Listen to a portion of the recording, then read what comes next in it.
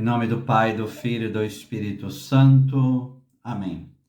Peçamos que o Espírito Santo nos dê a graça de sermos verdadeiros adoradoras e adoradoras do corpo e sangue, alma e divindade de nosso Senhor Jesus Cristo, que a solenidade do corpo e do sangue de Cristo possa ser um momento de verdadeira adoração e testemunho público da nossa fé no Senhor.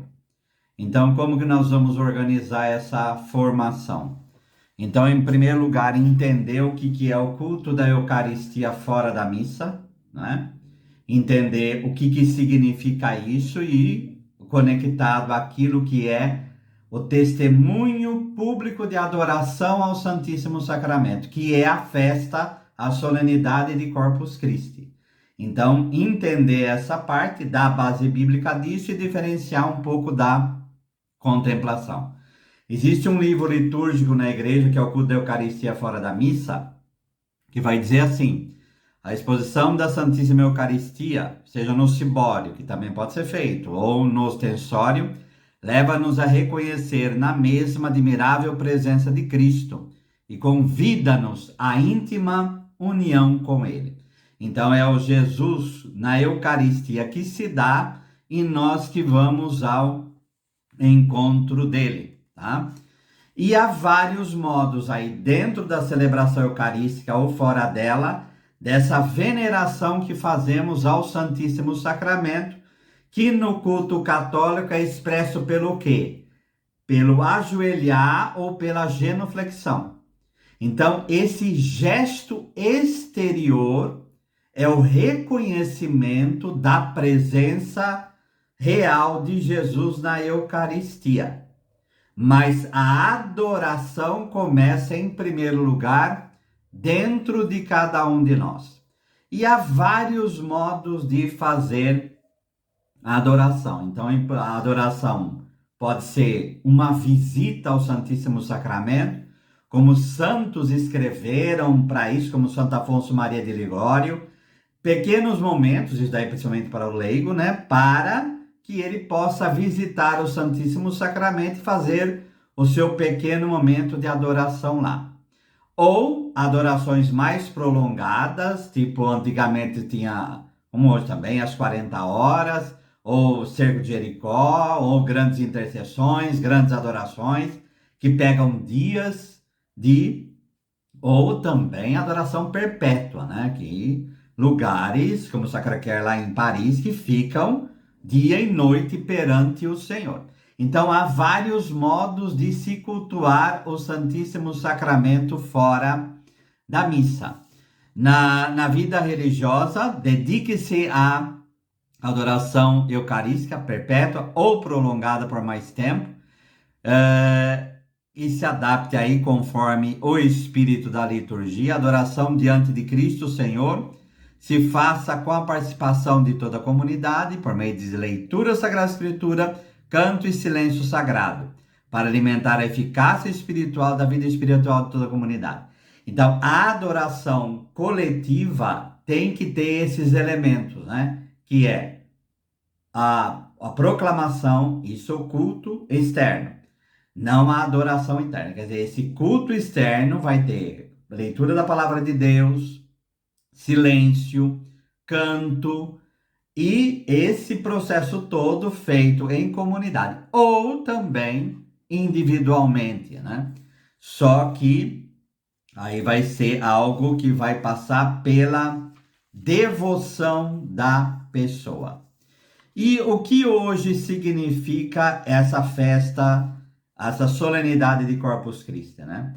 Então, há procissões eucarísticas. Então, uma coisa é a adoração à Eucaristia, outra coisa, então, no mesmo processo, são adorações também, mas é a procissão eucarística. O que caracteriza esse culto? Procissão, claro que não chove, não tem como, né? Mas o que caracteriza é o externo. Então, nós adoramos Jesus todos os dias da nossa vida. Nós adoramos Jesus todo momento da nossa vida, seja de dia, seja à noite, seja nas nossas orações, etc. Mas o que caracteriza a festa de hoje é o culto público. É o testemunho público da presença de Jesus na Eucaristia. Se esse culto público ele é acolhido ou não pelas pessoas, e há lugares que até perseguição sobre isso, então aí é outra coisa, mas o nosso processo é falar para todo mundo que nós adoramos Jesus presente na Eucaristia. Entre essas procissões, adquire importância e significado especiais na vida pastoral da paróquia ou da cidade, costuma se realizar a cada ano na solenidade do corpo e sangue de Cristo, ou em outro dia mais apropriado dessa solenidade. Convém, pois, que onde circunstâncias ou tempos atuais o permitirem, onde puder, realmente seja um sinal de fé e de adoração da comunidade. Então, esse sinal não é hoje para nós. Esse sinal é para os outros. É esse testemunho de que realmente adoramos a Jesus presente na Eucaristia. Onde não se puder fazer a procissão na solenidade, convém que haja uma outra celebração pública nessa cidade, como acontece, por exemplo, na Praça da Sé, no dia de hoje, né? Convém que a procissão com o Santíssimo Sacramento se realize após a missa, na qual se consagrará a hóstia levada na procissão. Então, pela norma litúrgica, a gente já vê a conexão entre a procissão, o testemunho público de Jesus presente na Eucaristia e a Santa Missa. Então, a hóstia da procissão, ela obrigatoriamente, ela tem que ter sido consagrada, na missa que a precede. Por quê? Aí nós vamos ver depois a teologia disso, mas é essa a conexão. A missa, obviamente, é o principal, porque ela que nos dá Jesus Eucarístico, é nela que Jesus se dá a nós. E essa doação, essa entrega de Jesus para nós se prolonga, né? Nada impede que a procissão seja feita também após uma adoração pública e prolongada depois da missa. Então, você pode fazer a adoração e depois essa procissão. As procissões eucarísticas sejam organizadas segundo os costumes dos lugares no qual se refere a ornamentação das praças e as ruas que diz respeito à ordem dos que delas participam. Então, hoje, primeiro é dia santo de guarda hoje, né? E no caso, essa ornamentação, de novo, não é que nós precisamos da ornamentação, e muito menos Jesus precisa dessa ornamentação. A ornamentação é feita para que nós testemunhemos o amor que temos à Divina Eucaristia. Então, é feita para os outros, é feita para nós falarmos. Mal comparando, quando alguém pede alguém em casamento, e hoje tem muito isso de fazer em público, por que a pessoa faz em público? Porque ela quer que todo mundo saiba do amor dela pela pessoa amada, que no caso do homem, pela mulher, aquela coisa de ajoelhar, aquela coisa toda. Então, nós fazemos a mesma coisa nessa medida em que testemunhamos o nosso amor, a nossa adoração a Jesus Eucarístico. Por isso, os temas dos tapetes, na normalidade da vida, eles deveriam ser temas eucarísticos, temas que levam a esse amor à Eucaristia. Então, devem apontar para o próprio Jesus. É isso que deveria ser, né? Então, esse é o dia de hoje. Outros testemunhos podem ser feitos outros dias, de várias formas, que não falta na vida do cristão, são testemunhos. Mas no dia de hoje deveria ser pela presença amorosa, doante de Jesus na Eucaristia. Por isso que também tapete dentro da igreja não sei se convém, porque não é um testemunho público. O testemunho público seria fora, né? Então, se pelo menos não pode fazer nas ruas, por causa de movimento, por causa de trânsito, essa coisa toda, Então, deveria se fazer, por exemplo, em torno da igreja. Deveria se fazer, por exemplo, a entrada da igreja, né? Mas sempre com essa visão de testemunho público, tá? Durante o trajeto, se for oportuno, bem pastoral aconselhar, pode haver estações, inclusive com bênção eucarística, que o cerimonial dos vídeos vai falar de 3, né? Então, haveria uma bênção principal e outras estações durante essa, onde haveria bênção mais simples, mas haveria a bênção do Santíssimo Sacramento. Os cantos e orações deverão contribuir para que todos manifestem a fé em Cristo, atentos somente ao Senhor. Então, essa é aquilo que a gente fala de uma verdadeira devoção, né? Quer dizer, uma verdadeira piedade eucarística. Isso, infelizmente, hoje às vezes se perde um pouco, né? Porque às vezes as procissões, a gente vai tentando ajudar o povo de Deus a ter esse tipo de reverência, de canto, de silêncio até, de estar dirigido somente ao Senhor nesse dia, tá? Então, às vezes acontece alguma dispersão, alguma falas, etc., que perde um pouco essa dimensão.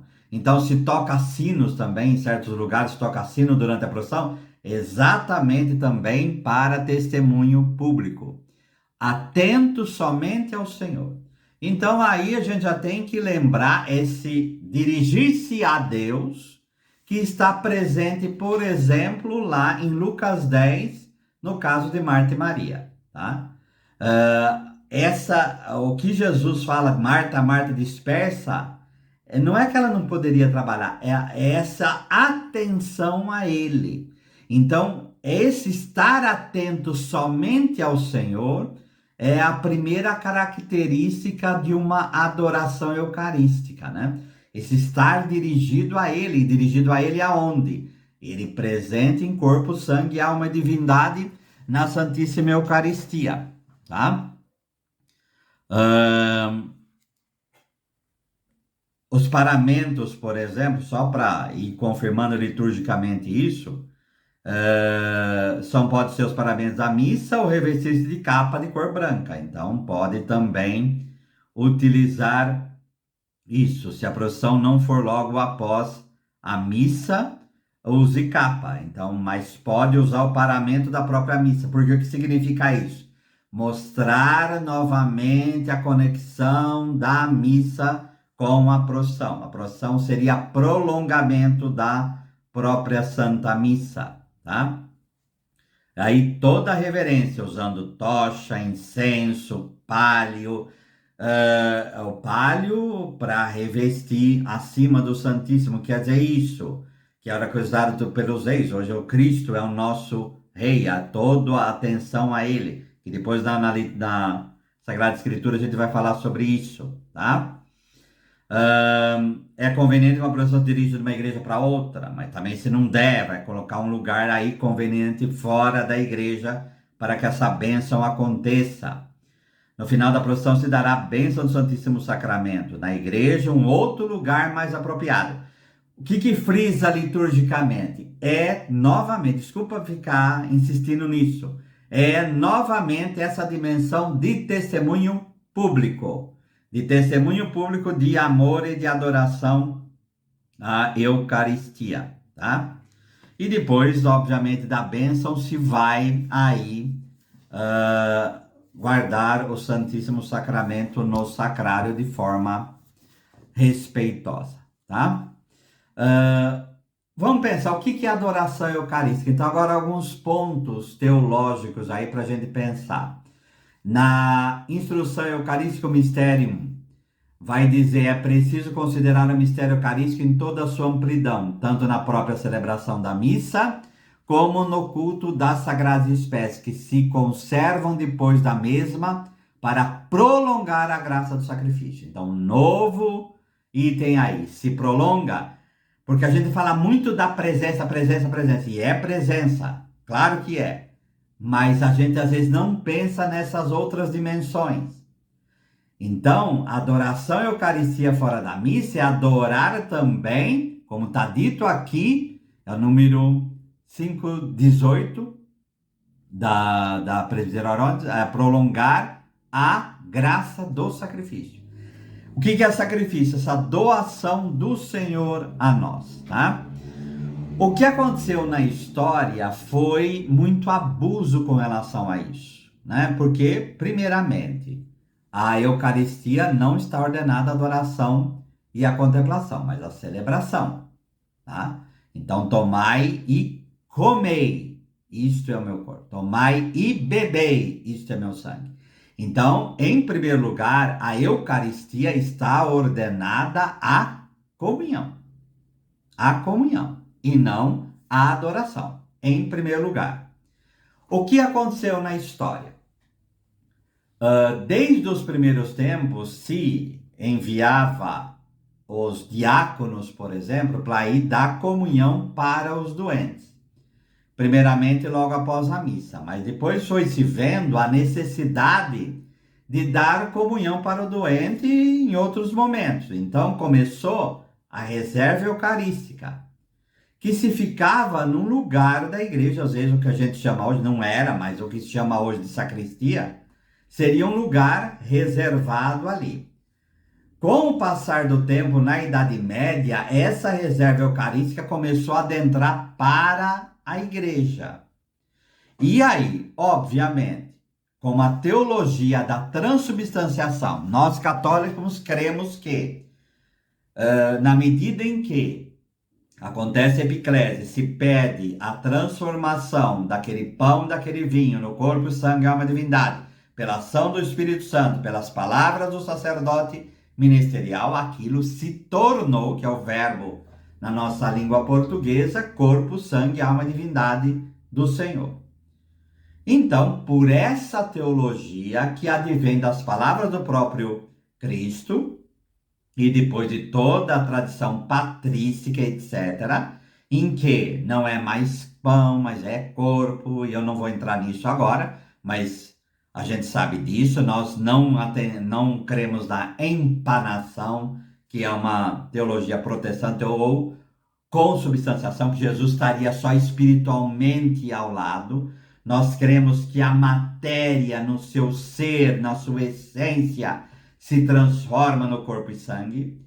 Se a matéria se transformou, ela deixa de ser presença real na medida em que não há mais matéria. Então, se eu guardo a Eucaristia para o doente, então Jesus está ali. É a partir deste ponto que se começa a crer e a reverenciar e a se adorar Jesus na Eucaristia fora da Santa Missa. Houve controvérsias eucarísticas em que se pendia muito para o simbólico e não ia tanto para o real. Também tem outras crises eucarísticas que falava tanto do real, que era quase morder sem sangue, e aí se esquecia dessa dimensão de sinal sacramental e se perdia isso. E aí vem o milagre de Bolsena, na Idade Média, em que aí se institui a solenidade de Corpus Christi, tá? Houve abuso nisso? Houve. Então, houve pessoas que simplesmente falavam que era comer com os olhos, né? Então, eu vou me alimentar pela visão, mas não é necessário comungar. Pessoas, padres, por exemplo, no século XVIII, XIX, que celebravam a missa na presença do Santíssimo Sacramento. Então, a igreja sempre enxergou nisso um abuso, tá? Então, por isso que no pós-concílio Vaticano II, houve até, entre aspas, uma rejeição ao culto da Eucaristia fora da missa.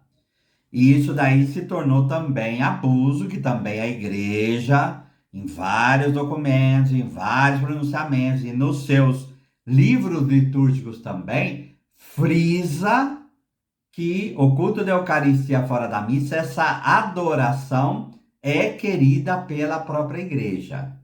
e assume isso como tradição. Se veio depois a adoração, mas a gente tem que lembrar que está presente ali, por exemplo, nos discípulos de Emaús. Então, já vendo um pouco de Sagrada Escritura, por que que Jesus ele desaparece no partir do pão? Porque a mensagem é clara. Aquele Jesus que morreu e ressuscitou, a partir de agora nós não devemos pedir que ele apareça para nós como apareceu aos apóstolos. Se ele desaparece ali no partir do pão, a mensagem da Escritura é clara. A partir de agora nós nos encontraremos com ele na Eucaristia. Primeiramente, no partir do pão, que a fração do pão é o primeiro nome que a missa tem dentro da própria Sagrada Escritura, que é o gesto, né, de tomar um pão e distribuir, que é o evangelho da própria multiplicação dos pães, que está lá os 4 verbos, que é tomar, que é abençoar, que é partir e distribuir, que são os 4 verbos eucarísticos. Então, o que está falando? Nós nos encontramos com Jesus agora a partir da Eucaristia. E se a transubstanciação acontece, então, por decorrência, na tradição, foi sendo assumido esse processo da adoração eucarística, tá? Mas, em primeiro lugar, nós não podemos diminuir a celebração eucarística, que é a Santa Missa, em torno de adoração, né? Então, não seria correto, por exemplo, ter adoração eucarística concomitante com Santa Missa. Isso não seria correto. Então, você vai em qualquer lugar onde que tem adoração perpétua, se aquele momento se suspende para ter a Santa Missa, por causa dessa própria teologia, né? A adoração brota da missa e não o contrário, tá? Então, primeiro ponto é essa presença real que vem do tomar e comer todos deles, que é meu corpo entregue por vós. Então, essa entrega. A celebração, ela precede em importância a própria adoração. Segundo ponto. Terceiro ponto. O culto prolonga o clima eucarístico da celebração. Então, a solenidade de hoje é o recado claro disso. Se uma adoração eucarística não nos leva a participar melhor da Santa Missa, a gente tem problema nesse ponto. Então, o culto eucarístico fora da missa, ele sempre vai ter por referencial a Santa Missa. Então, ele tem que prolongar essa Santa Missa. Problemas devocionais que podem acontecer com isso, e aí a gente vai por extremo, e o extremo do extremo, para poder entender, é o que a gente entende por intimismo, mas aí como uma doença espiritual mesmo. A pessoa hoje, e hoje infelizmente está acontecendo muito isso, há uma rejeição da institucionalidade. E se há uma rejeição da institucionalidade, há uma rejeição de eu estar junto com outras pessoas. Então eu não quero participar com outras pessoas, eu quero só estar eu sozinho com Jesus ali.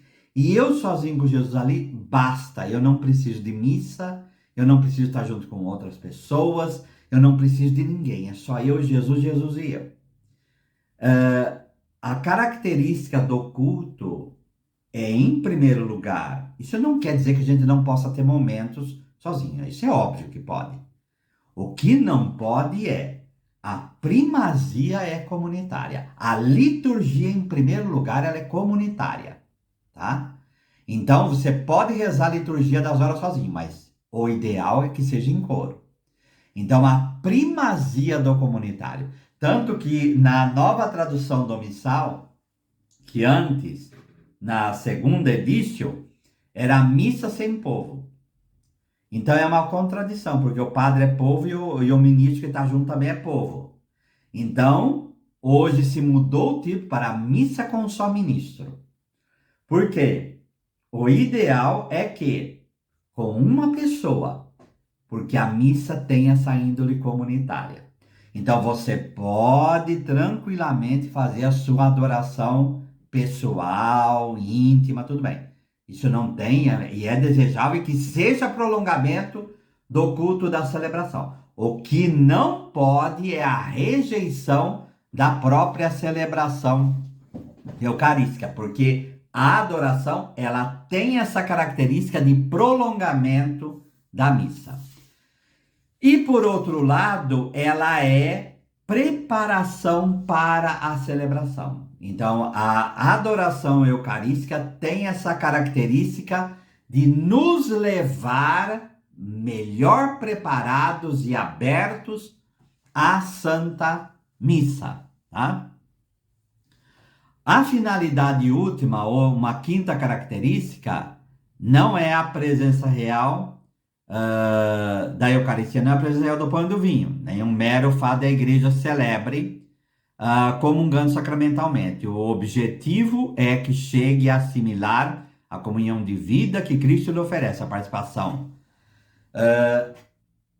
Não sei se vocês conhecem, tem o ícone de Rublev, que é o da Trindade, que é aqueles três em torno de uma mesa. Aquela mesa lá é a referência do altar, que embaixo, aquele quadrado que tem, é o túmulo, né? Então, é aquela dimensão do sacrifício. Então, pela Eucaristia, nós participamos, não é somente na Eucaristia. A finalidade última, o fim último, é participar da vida da Trindade. Então, 2 Pedro 1,4, participar da natureza divina. Então, o objetivo final, é nós participarmos da Trindade. Então, a visão até de Santa Elizabeth da Trindade, né? Quer dizer, nós realmente imersos no Deus Uno e Trino, tá? E não é à toa que a solenidade de hoje fica logo depois de Pentecostes e Santíssima Trindade. Então, pela Eucaristia, nós participamos da coinonia trinitária que Jesus nos trouxe. Pela Eucaristia, podemos, pela sacratíssima humanidade de Jesus, como dizia Santa Teresa, chegar realmente a essa participação plena. Então, essa é a finalidade última. O culto, como prolongamento da celebração, contribui para essa união espiritual com Cristo, a qual o próprio sacramento nos chama, tá? Então, a adoração eucarística é sempre com esse propósito de união com Ele, de estar unidos a Ele, tá? Sexto ponto, Cristo se dá a uma atitude sacrificial. Então, o que é sacrifício? É essa doação plena à divindade. Essa doação é feita no Antigo Testamento por um animal que era sem defeito, de 1 ano, e há essa dimensão da substituição, né? Então, o ser humano, estou aqui resumindo ao máximo, ele é pecador, ele é falho, por isso o animal deveria ser sem defeito, e esse animal sem defeito, ele seria com esse propósito de união com a divindade. Nosso caso, Jesus é vítima, altar, ele é o cordeiro e ele é o próprio sacerdote. Então ele tem os três e ele faz isso. Então essa é a dimensão sacrificial de Jesus, essa entrega plena de Jesus ao Pai. Então, na adoração, nós nos unimos a esse Jesus que está sempre se doando ao Pai. E nós nos unimos à sua doação. Então, esse seria o propósito. Então, em sacrifício, ele se doa ao Pai e nós nos unimos ao seu sacrifício. E como a fumaça do incenso subia junto com a oferta do sacrifício no templo, nós nos unimos. Por isso que a oração eucarística termina como? Por Cristo, com Cristo, em Cristo. Por Cristo, é através dele, com ele e nele que há essa toda honra e toda glória ao Pai. Então, nós nos unimos a Ele. Por Ele todo bem e toda graça. Então, dele vem todo bem, e aí, esse processo. A adoração eucarística é o prolongamento disso. Então, Ele continua se doando a nós, e nós, com a doação dele, nos entregamos ao Pai. Tudo isso feito não por força humana, e aí entra a graça do Espírito. Ninguém pode falar Jesus Cristo ao Senhor se não for pelo Espírito Santo. Pensar que pela própria carne nós adoramos a Deus é simplesmente um pelagianismo, uma heresia isso. Então nós não podemos cair nisso. É sempre pela ação do Espírito, que é a segunda epiclésia da oração eucarística, quando o Espírito é pedido sobre o corpo todo da igreja. Sétimo ponto, né? É o próprio mistério do Cristo glorioso, acontecimento e permanência ao mesmo tempo. Nós, às vezes, falamos tanto do sacrifício e nós nos esquecemos de pensar que é o Cristo glorioso que está ali. Então, se é uma imagem que deveria vir à nossa cabeça, é a imagem de Tomé em João 20. Toca as chagas, Tomé. Quer dizer, as chagas permanecem. Por que a ressurreição não apagou as chagas? Porque esse sacrifício permanece. Mas não é chaga do mesmo modo da cruz, é chaga gloriosa, como a gente proclama quando a gente crava o círio na vigília pascal. Por suas chagas gloriosas. Então, é o Cristo no seu sacrifício não é ou, é e na sua ressurreição que se doa a nós. Isso nos ajuda muito porque o trono pelo qual nós vamos ser julgados vai ser a cruz. Então, a gente fala muito do juízo final, Então, juízo final. Cada missa é um juízo final. Não é outro Cristo que vai vir, é aquele que está na Eucaristia que vai vir. Então, é Ele que vai nos julgar. Por isso, 1 Coríntios 11, 23 em diante. Por isso, a boa disposição.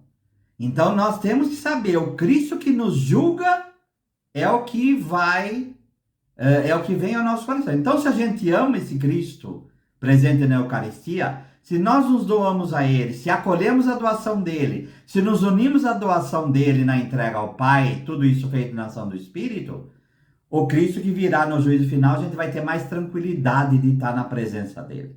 Tá? É o que Teresa, quando no leito de morte, fala, aquele que eu tanto amei hoje vem a mim e eu estou indo a Ele. Então ela estava indo para Ele, como nós um dia iremos também. A primeira leitura da missa de hoje é Êxodo 24, 1 a 11. E aí eu quero começar uma distinção entre adoração e contemplação, para que a gente fique claro. Então, é adoração a Cristo presente na Eucaristia. Então, quais são as características que aí a própria Sagrada Escritura nos diz, tá?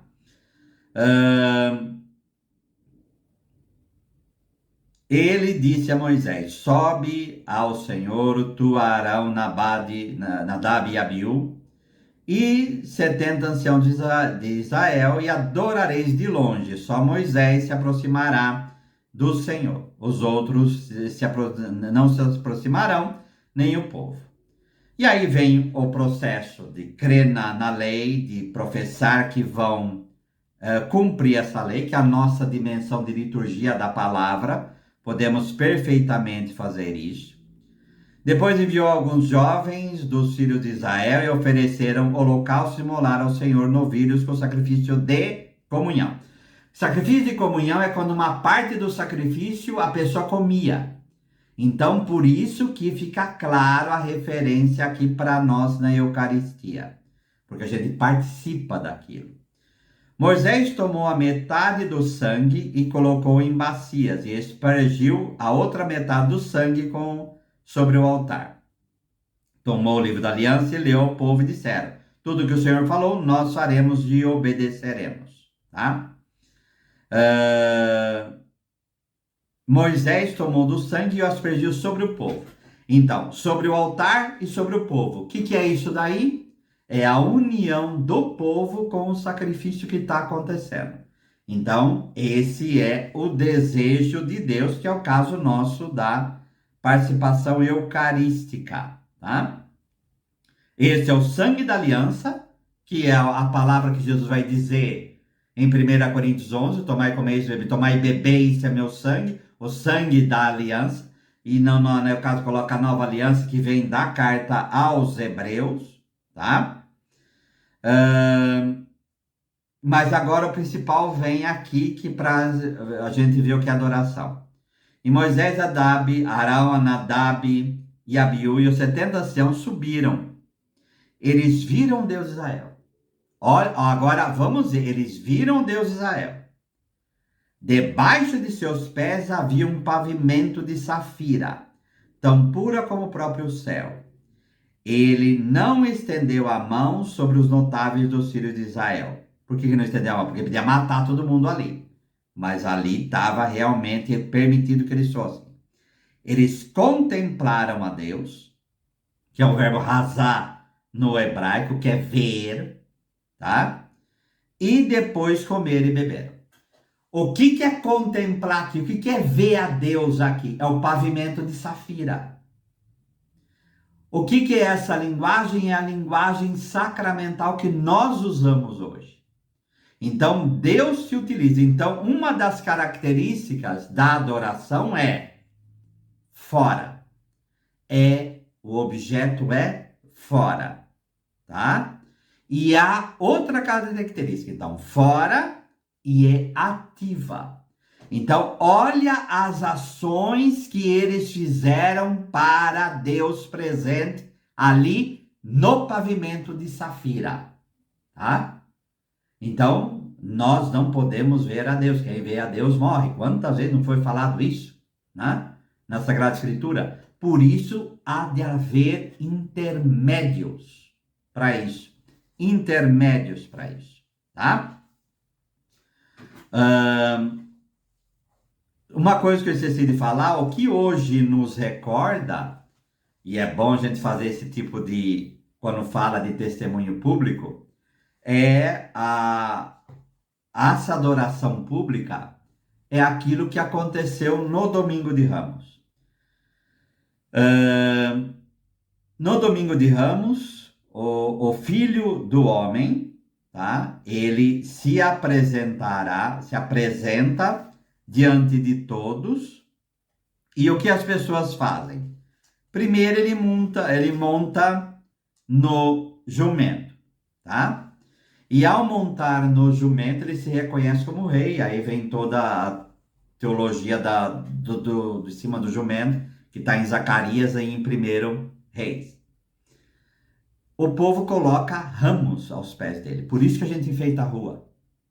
Mantos, tá? Porque é o de melhor colocar diante de Deus e reconhecê-lo como rei. Hosana é dar-nos vida ao filho de Davi.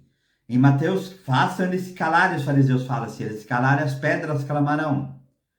Então, esse rei, por isso o uso do palio hoje, ou da umbela quando não há, para que demonstre que ele é o nosso rei. Mas, de novo, gente, a adoração externa, a adoração desculpa, não é bom falar essa palavra, mas objetal, quer dizer, no sentido de objeto, quer dizer, fora de mim, tá? E ativa, arrancar ramo, colocar no chão, fazer, tá? Apocalipse 5,14. Em minha visão, aqui é um exemplo de adoração que é claro que aqui é o céu, mas é a nossa visão terrena do céu. Em minha visão, ouvi ainda o clamor de uma multidão de anjos que circundava o trono, os seres vivos e os anciãos. Seu número era de milhões e milhões, milhares e milhares, proclamando: digno é o Cordeiro de receber poder, honra, riqueza, sabedoria, força, honra, glória e louvor. E ouvi toda a criatura, no céu, na terra, sobre a terra, todos os seres que neles vivem proclamarem: aquele que está sentado no trono é o Cordeiro, pertence o louvor, a honra, a glória, o domínio, pelos séculos dos séculos. E os 4 seres vivos diziam amém. e os anciãos se prostravam e adoravam. Esses dois verbos, que é proskeneu no grego, que é se prostrar, e também pir, que vem do pesan, que é pípito, que é cair, os dois verbos no final quer dizer a mesma coisa, é o gesto que fazemos para reconhecer Jesus como nosso Deus, como também no passado era assim. Por quê? Somos pequenos diante do mistério. E aí nós agimos. Então eu falei da genuflexão, do ajoelhar, mas em liturgia também tem o se curvar. E na Semana Santa, na sexta-feira santa, até se prostrar. Então o que é adoração? A palavra adoração, ad os, ad é para no latim, os é boca. Que no antigo romano é até o processo de mandar beijo, isso lá na antiguidade romana, que é o dirigir a boca a. O que é dirigir a boca a? É falar palavras a. Não é jogar palavras ao vento, é dirigir palavras a. Então a própria adoração tinha esse gesto, a própria palavra adoração tem isso. O que é adoração? Aí no dicionário de mística vai dizer, é o ato pelo qual a pessoa toda, corpo e alma, reconhece sua dependência total de Deus, por isso se tornar pequeno, diante da imensidão da grandeza de Deus. Então, é o culto de latria, compete somente a Deus. É uma parte essencial da própria liturgia, tá? Que aí reconhece não só reconhece os benefícios divinos de Deus e aquilo que o Senhor nos faz. Então, a adoração tem esses gestos, essa direção a alguém, a um objeto, a uma pessoa, e adorar sabendo que estamos tendo a Deus como fonte da nossa vida. E aí até aquilo que já pensamos uma outra hora, mas aqui também pensar, e o que seria então, no caso, a diferença com a própria contemplação, tá? A contemplação, uma palavra que marca ela é a visão passiva, tá? O cristão aí é pura graça, ou seja, é intrinsecamente passiva, no duplo e convergente sentido de gratuidade e de causada por Deus, o qual se manifesta como primeiro agente da reação com o crente. A contemplação pura consiste em receber. A contemplação pura consiste em receber. Nas moradas, Santa Teresa vai dizer, as duas bacias hidrográficas enchem-se de água de maneira diferente. Em uma, a água vem de longe, por meio de aquedutos. E outra, a primeira, identifica-se com a meditação. Nós é que levamos adiante. Ativa. A meditação tem a mesma característica da doação, ativa. A segunda, a contemplação, é a iniciativa, cabe ao próprio Deus. Então tem essa característica passiva, tá? Tanto que Santa Teresa vai também dizer que no caminho de perfeição, e todas nós devemos procurar ser pregadoras por boas obras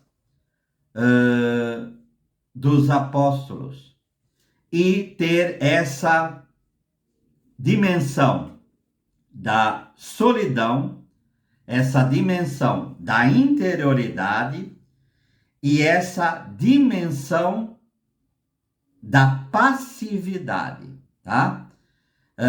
Nesse processo, a contemplação ela se diferencia da adoração, tá? Enquanto a adoração e a meditação, ela tem essa dimensão de iniciativa nossa, de atividade, e fora, como é hoje a adoração eucarística, a contemplação tem essa dimensão de interioridade, aquilo que Santo Agostinho, já que o nosso Papa é agostiniano, procurei tarde também, beleza antiga, então nova, tá? E procurei em tantos lugares, estavas em mim. Esse se voltar para si, nesse mover que o Senhor faz dentro de nós. Adoração ativa, contemplação, essa dimensão mais passiva. Adoração mais desse processo de fora. Não que não haja algo interior, é óbvio que há. Então, na oração vocal, Santa Teresa fala, é óbvio que alguém ali já está realmente sabendo que Deus existe, então a oração mental já aconteceria ali. Então, a contemplação seria mais interior. Se eu coloquei exemplos dessa contemplação, da adoração na Sagrada Escritura, o que a gente poderia ter imagem dessa contemplação? A escada de Jacó, tá? Porque sonho, pedra, ele é a pedra travesseiro, que daí aquele lugar se torna sagrado, e ele tem esse tipo de dimensão dentro dele, tá? Então ele não subiu a escada, então, o anjo também. Foi um processo místico ali.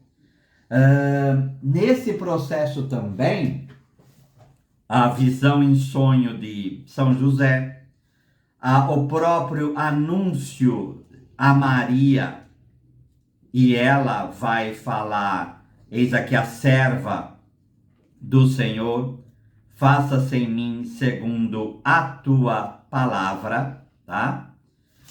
Então, há exemplos dessa interioridade, dessa passividade, em que o ser humano ele se coloca de forma passiva como objeto do próprio Deus, tá? Um outro exemplo é a 2 Coríntios 12. É preciso gloriar-me, por certo que não convém, todavia mencionarei as visões e revelações do Senhor.